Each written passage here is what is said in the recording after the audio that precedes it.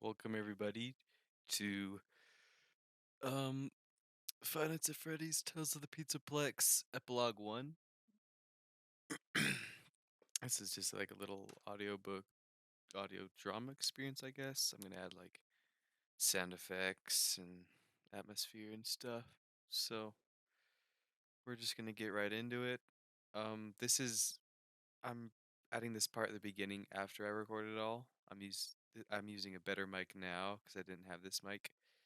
I just barely bought this, so future future recordings will be better. But here we go.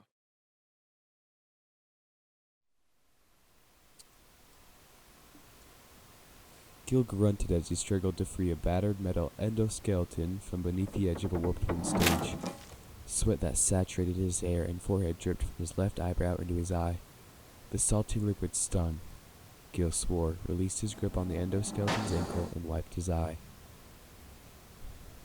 "We're never gonna get out of here," Gil grumbled.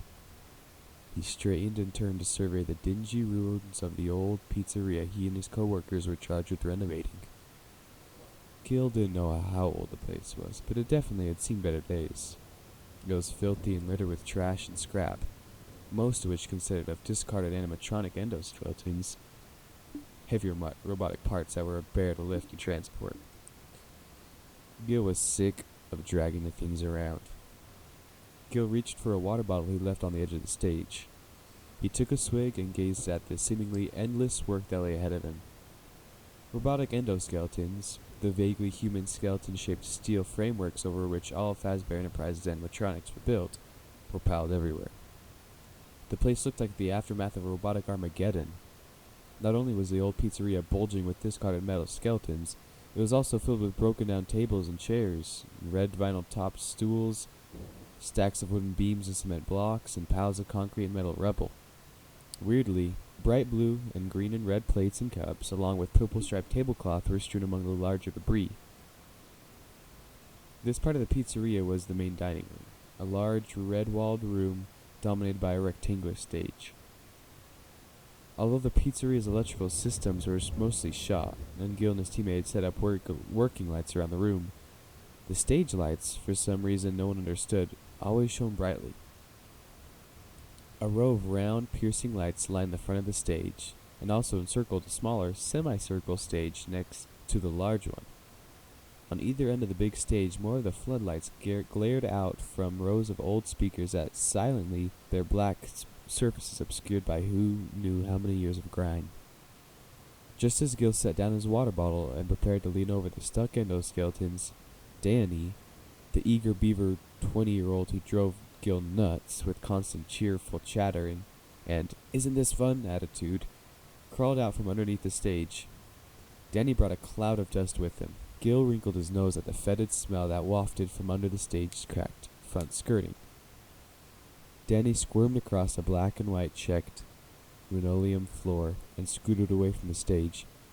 He held the end of a rope that was tied to another endoskeleton and dragged the broken down robotic frame behind him. It slid out easily, not caught him anything like the one Gil was dealing with. "This is the last one from way under the stage," Danny said. "It's so cool under there." "Cool?" Gil curled his lips. "Only if you like filth and cobwebs." He snorted and waved a hand to indicate the whole room they were in.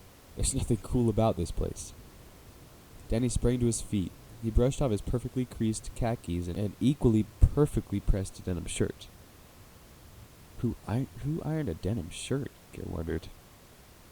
Danny looked and acted like a mama's boy. His precisely combed blonde hair and too cute face went with his merry attitude. His stories about his beloved mother and his obsession with following the rules. Even though Gil was just a few years older than Danny, Gil thought of Danny as a kid. Gil was Danny's opposite. Since he never wore anything but jeans and t-shirts, Gil had never ironed a thing in his 24 years on this planet. He didn't even like his mom, and he avoided the rules like the plague. Gil also would never be described as cute. He'd like to think of himself as rugged and bad. Gil was one of those guys women claimed to hate, but secretly wanted. They couldn't resist the shaggy brown and unshaven face and brooding dark brown eyes. Gil shook his head. The job wouldn't be over fast enough to suit him, and not just because of the working guys like Danny. There's too much work here just for the four of us, Gil said. He looked across the room towards the other two men in the renovation team. Owen and Carlo were working together to add yet another endoskeleton to the growing stack near the only exit from the old pizzeria. All the other doors and windows of this place were obstructed by heavy lumber and cement blocks. No way we're going to get everything done by the deadline they've given us, Gil continued. The suits have no idea how hard it is to break down these things. Gil gestured towards the endoskeleton Danny was now dragging across the floor. If you'd stop complaining so much, the work would go a lot faster, Danny said. Gil gave Danny a dirty look, which Danny ignored. Danny kept talking. These endoskeletons are fascinating, he said. And we're getting good exercise. It's like being paid to work out. He flexed an admittedly impressive bicep and grinned. Plus, I think it's great how we're going to renovate this place back to how it was in its heyday. I heard they're thinking about not only sprucing it up, but preserving it by maybe even memorializing it. Like turning it into a museum or something. I think it's awesome that they're building a new pizzaplex above this old place. It's really an honor to be part of this kind of project. Gil rolled his eyes and turned back to Danny. I'm going outside to get some fresh air, Gil said. But you just took a break about 15 minutes ago, Danny said.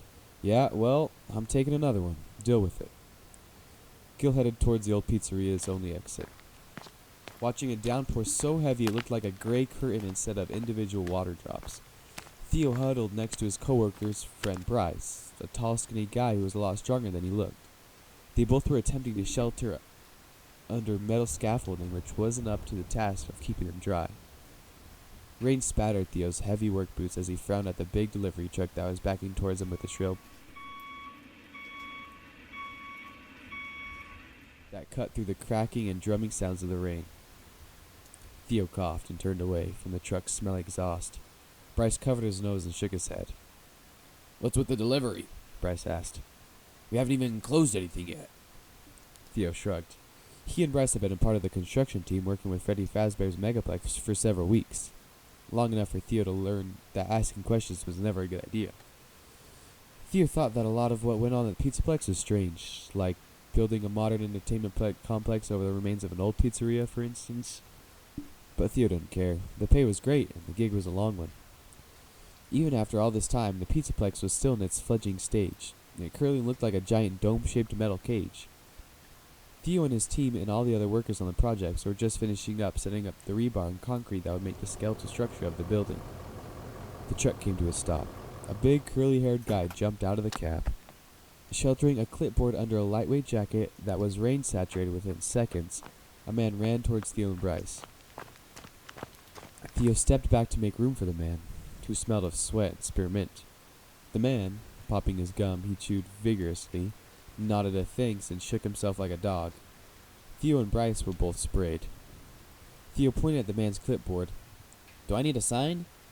The man nodded and presented a clipboard to Theo. A gust of wind blew the rain under the scaffolding, and the paper on the clipboard fluttered. Theo quickly scanned the wet page and raised an eyebrow. State-of-the-art animatronics. Bryce was right. It was weird to be receiving these now when the building was little more than open framework. But Theo had been told that his team was supposed to receive and unload this shipment, so he signed the delivery order. Thanks, the big man said. He popped his gum, turned, and ran back towards the truck cab. He tossed the clipboard inside, then trotted to the back of the truck. The man flipped a big metal latch. It made a metallic thunk. Then he threw open the door, which rattled open with a series of squeaks and thuds. The man stepped back under the scaffolding. Together, he and Theo and Bryce looked into the back of the truck. Bryce gasped. Whoa, the man said. He stopped chewing his gum. Theo frowned. The delivery order was said, new state-of-the-art animatronic, he pointed. So what happened to this one? The man shook his head. He strode forward and jumped into the back of the truck. Theo exchanged a look with Bryce, then followed the man. Bryce stayed where he was. The inside of the truck was dark and smelled like sawdust and motor oil. Rain pounded on the truck's metal roof was amplified in a small space. It sounded like several people were banging on the top of the truck with hammers. Theo and the truck driver studied the collection of friendly-looking animatronics. Theo's gaze shifted from one robot to the next. All of them were gleaming in brand-new perfection. All of them except one. This animatronic was anything but bright and shiny and friendly looking. What could have done this? Theo asked. The truck driver shook his head and shuffled his feet nervously. I got no idea. Theo shook his head. Well, they're going to need another guitarist. As soon as the back of the truck opened, Gil left the shelter of the cement half wall where he liked to take breaks. The wall was a few feet from the exterior framework of the pizzaplex, and none of the construction workers had problem with him hanging out there. Now, though, Gil stepped up beside the tall, thin guy who waited under the scaffolding. The guy didn't even notice Gil at first. He was looking towards the big truck driver and the other guy, a broad-shouldered, 30-some man with a receding hairline. Actually, the tall guy was looking up beyond the driver and prematurely balding man. He was looking at the stripped-down robot. Gil looked at the robot too. Grinning, he dashed through the rain and hopped up onto the back of the truck. The man in the truck turned to look at him. Hey! Gil stuck out his hand towards the guy with too much for it. Gil. Theo. Theo shook Gil's hand, but he was frowning, clearly wondering what Gil was doing there. I'm part of the Reno crew, Gil explained. He pointed to the bare endoskeleton. I'll take that one. Theo cocked his head. Gil didn't even give Theo a chance to form a question. Gil stepped towards the 7-foot metal skeleton. He gripped its arms. This obviously isn't going to be used for whatever those are for. He gestured at new, undamaged animatronics. But it looks strong and sturdy. I think I could repurpose it and use it to break down and pile up all the heavy, trash endoskeletons we're trying to create out of the old pizzeria. I don't think so, Theo began. Gil bumped Theo, forcing him to step back. Theo frowned, but didn't stop Gil as he tipped the bare endoskeleton forward and began dragging it across the aluminum truck. The metal on metal screech roared with the rain's continued drubbing. Gil made sure the endoskeleton brushed against Theo, and he grinned. And he grinned when Theo jumped back even farther. Gil knew his 6'2" frame and his "just try me" face would be enough to intimidate Theo into silence. Just to be sure, though, he glared a challenge at Theo. Theo raised both hands in a gesture of surrender. Have at it, Theo said. Gil jumped out into the rain and dragged his prize off the truck. By the time Gil managed to drag the endoskeleton into the old pizzeria, he was panting and sweating heavily, but he didn't care. This thing was going to make Gil's life much, much easier.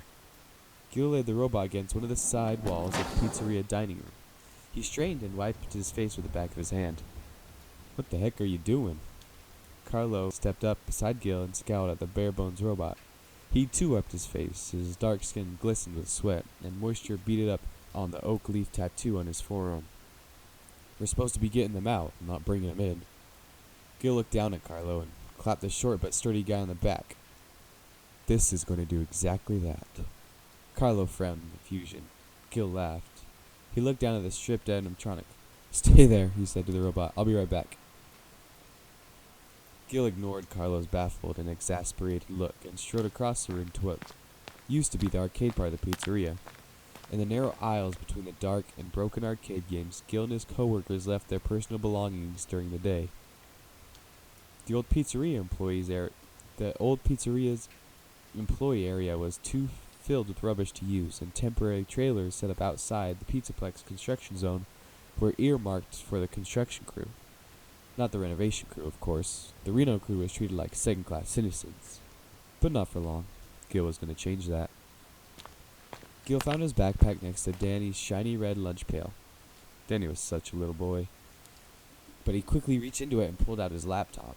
Finally, Gil was going to show the suits they'd been wrong to stick him on this crew, doing the grunt work.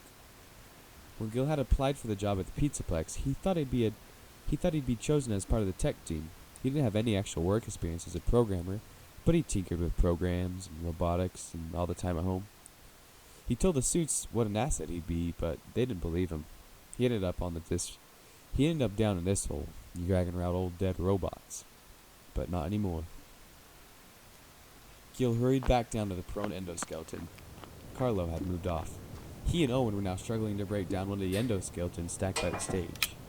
Owen's bowling ball round face was flushed red with exertion. Suckers, Gil muttered. He opened his laptop and sat on the floor. Then he knelt next to the new worker robot. Whereas the endoskeletons Gil and his teammates had been hauling this and dismantling were just metal versions of human skeletal systems, this endoskeleton was more substantial. It was just a basic metal structure. Its steel frame was contained within a bulging collection of metal rods and curved plates and an impressive system of ball joints and pistons. All of this was topped with a long, vaguely rectangular-shaped, shiny steel skull. This skull was the only part of the endoskeleton that was shiny. The rest was dark and discolored, as if it had survived some kind of fire. The upper part of the shiny skull contained bulging white eyes encased in steel sockets, and the lower part contained a hinged, metal-toothed mouth. Jutting from the top of the head, a pair of bent metal ears stuck out like an antenna. Feeling around to the back of the base of the metallic skull, Gil found a small switch. He pressed it, and the robot's jaw shifted towards with a faint whir. The jaw clicked into a full open position, revealing a mass of circuits, chips, and wires within the skull. Gil probed the wires and found one that had a power coupler. He gently pulled it out and connected it to his laptop. As soon as the animatronics was linked to Gil's computer, its specs and operating system code scrolled down the laptop screen. Gil leaned forward and scanned the code. What he saw, what he was looking for, he reached out and tapped a few keys. Cleanup protocol, check. Gil's gaze shifted from the laptop to the robot, back again to the screen. After a few seconds, the screen prompted, protocol uploaded. Gil disconnected his laptop from the robot. He started to reach for the animatronic jaw, but he paused when a shadow fell over the keyboard. He looked up.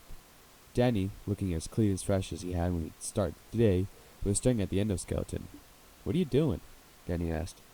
I didn't think any of these things worked. This is a new one, Gil said. I've activated a cleanup protocol. Gil reached up and pushed the robot's jaw back into place. As soon as the whirring click ended, the white eyes glowed orange. The robot's joints hummed and hissed as it sat up. Danny yelped. Gil grinned when Danny took several stutter steps backwards. Out of the corner of his eye, Gil saw Carlo and Owen join Danny. They all goggled at the animatronic. With a rumbling chirr, the robot turned its head and looked directly at Gil. Its square metal-toothed mouth emitted a metallic rasp as it hinged open. Awaiting instructions, The robot said in a flat, deep voice. Cool, Danny said. Gil turned to grin at the kid. He chuckled when he saw that Owen and Carlo were sliding away. Gil turned back to his new robot. He leaned in and looked at the robot in its radiant eyes. I want you to break the limbs and heads off of all the endoskeletons in this place and pile them up over there. He pointed towards the pile of animatronic parts by the exit door. Easy peasy, got it? The robot's internal mechanisms cracked and groaned. The robot's mouth creaked as it opened again. break off limbs and heads, pile them up, easy peasy, got it. The robot looked directly at Gil for several seconds. Gil shook off a sudden shiver. The robot's glow-eyed gaze was creepy, but then the animatronic couldn't help that it didn't have a face. The robot's joints clicked and its servos droned as it abruptly rose to its feet. Once again, its hard metal edges reflected the stage lights behind it, making it look like it was radiating heat. To disguise an unbidden flinch, Gil quickly stood too. You can start by taking inventory, Gil said to the robot. The robot shifted its feet as if finding its balance. Something ticked into place in its midsection. Other robotic parts clacked and thrummed. The animatronic eyes pulsed with luminescence as it slowly and deliberately turned to scan the room. It rotated in a full circle, its gaze taking in all the robotic remains scattered throughout the space. When the robot finished its rotation, its attention zeroed in on Gil and the other team members. The robot took a step forward, its heavy steel foot grating across the bare floor. The robot's eerie eyes locked onto Gil, then moved to Danny, then to Owen, and finally onto Carlo. Gil shivered, returned. He glanced over at the others. Danny's eager expression had collapsed into nervousness. He exchanged a look with Carlos, whose forehead was bunched to a worried frown. Owen wore a pinched expression that could have been annoyance or fear, or both. Gil had to admit he found the robot's scrutiny a little unsettling. A barely discernible wheezing sound was coming from the animatronic system. Gil wasn't sure what the sound meant. Was everything functioning properly? When the newly animated endoskeleton took a step, Gil nearly jumped out of his skin. He pretended that he had just tripped over something and he stepped aside as the robot strode past him. Gil was embarrassed by his reaction, but he immediately let himself off the hook. The new endoskeleton, after all, was huge and much bigger than the 5-6-footers Gil and his coworkers had been dragging around for so long. It was reasonable for Gil's flight or fright response to be triggered in the face of that kind of power. But there was no need for concern. The new robot was under Gil's control. Gil joined his team members as the robot, its systems grinding, walked over to the nearest endoskeleton and picked it up as if it was made of flimsy fabric. Effortlessly, the new cleanup robot snapped the endoskeleton's shoulder joints. The endoskeleton's arms came free. The robot tossed the arms aside. They landed on the floor with a skittering clatter. The robot did the same thing with the endoskeleton's legs, cracking the limbs from the hip joints and flinging them towards the arms. The metal arms and legs clanked in a tangle as the big robot grabbed the endoskeleton's head and popped it off. Grasping the head between its huge metal hands, the cleanup robot rolled the skull towards the discarded limbs. As soon as the skull stopped moving, the robot lifted the remaining torso. Stomping heavily across the black and white checked linoleum, the robot carried the torso to the pile of limbs and dropped it. The torso landed with a crunch and bang as the efficient new robot turned and headed towards another endoskeleton. Over the next couple minutes, the new robot made quick work of 3 more endoskeletons. The robot had no problem disconstructing the already partly broken endoskeletons and adding them to the growing pile by the door. Gil turned away from the robot. He beamed at his coworkers. "See? I'm a genius!" He threw up his arms up in triumph. Danny's mom has taught him to accept and respect all people, even the unpleasant ones. Danny didn't much like Gil, but he pretended that he did. And now, he had to admit that Gil had done something pretty amazing. Even though Gil was bragging, which was something Danny had been taught not to do, ever, Gil had reason to be pleasing with himself. Danny opened his mouth to agree with Gil's self-esteem, but he never got the words out. What happened next stole his words, and some of his sanity as well. It happened so fast that it all melded together into one impossible horror that Danny's mind struggled to put into order.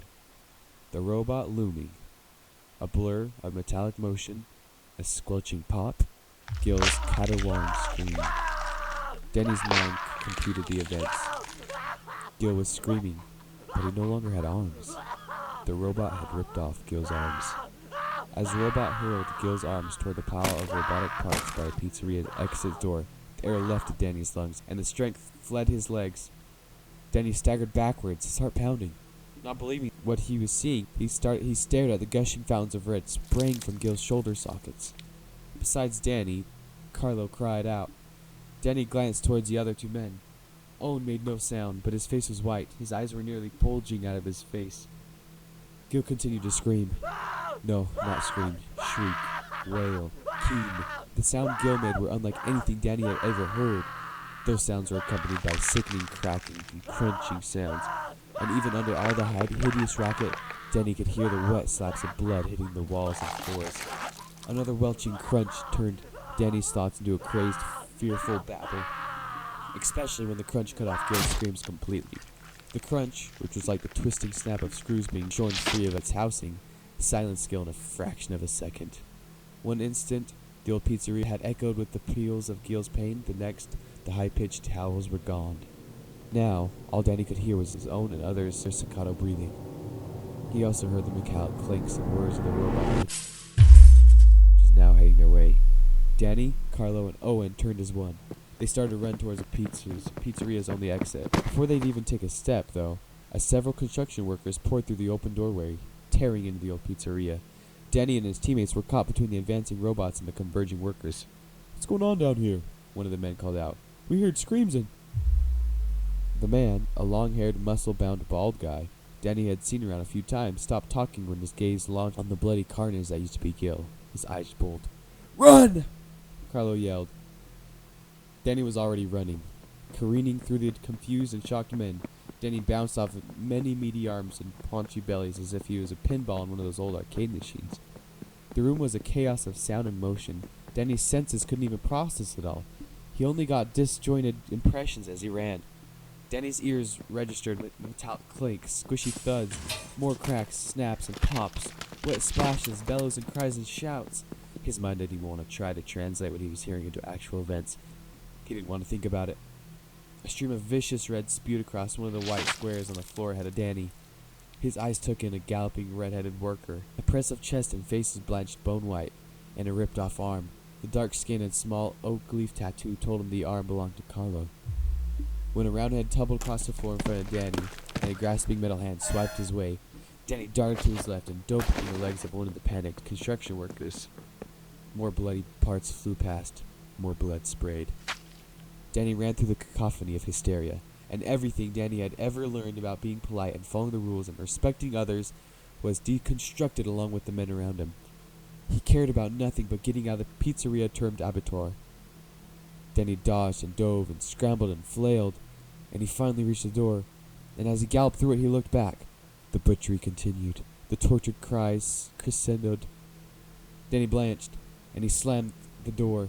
Danny kept running, past piles of lumbers and stack of rebar, past more converging construction workers, and then he had ran past a rumbling cement truck, its mixing drum rotating, the gray sludge of wet cement sluicing from its discharge chute. Danny screamed at the men spreading the port cement. "Seal it!" Even shouting at the top of his lungs, Danny's words could barely be heard from above the cement truck's roar and screams that reached out from the pizzeria and curled into Danny's brain like a vine wrapping around his consciousness. "Seal the door!" Danny screamed louder. He pointed back towards the entry of the pizzeria. The cement workers finally looked up. They turned and looked towards the pizzeria door. "Seal it!" Danny cried out again, and he kept running.